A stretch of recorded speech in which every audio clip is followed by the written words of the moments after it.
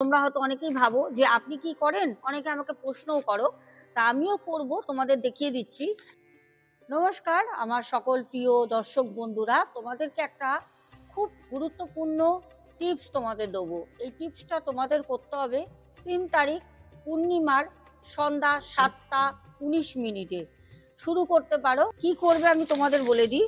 তোমাদের আজকে আমি এটা শেয়ার করছি কারণ আমিও নিয়ে এসেছি, আমিও করব। তোমরা হয়তো অনেকেই ভাবো যে আপনি কি করেন, অনেকে আমাকে প্রশ্নও করো।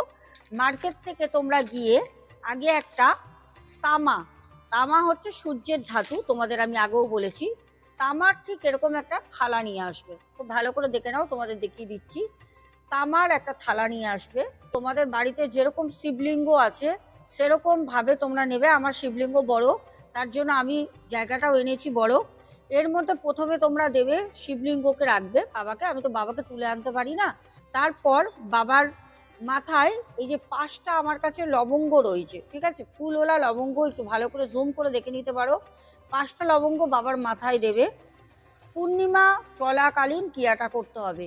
তারপরে তোমরা দেবে, আমার হাতে রয়েছে, আমি তোমাদের দেখিয়ে দিই, 3টে লক্ষ্মী কড়ি বাবার মাথায় দেবে।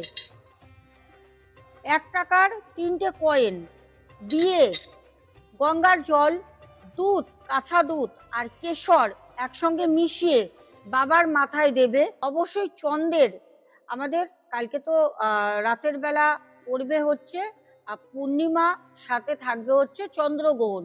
চাঁদের যে মন্ত্র আছে সেটা অবশ্যই তোমরা কিন্তু বলবে। আর বাবার মাথায় দুধ, কাঁচা দুধ, গঙ্গার জল, কেশর মিশিয়ে বাবার মাথায় ঢালবে।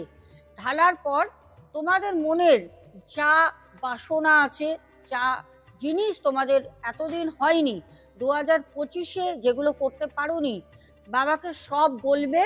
বলে জপ করবে। কিভাবে জপ করবে? যেই মন্ত্রটা হচ্ছে চন্দ্রের মন্ত্র। চন্দ্রের মন্ত্র আমি তোমাদেরকে কমেন্ট বক্সে ওখানে লিখে দেবো, তোমরা দেখে নেবে, ঠিক আছে? এই ক্রিয়াটা তোমাদের অবশ্যই করতে হবে সন্ধ্যা 7টার পর।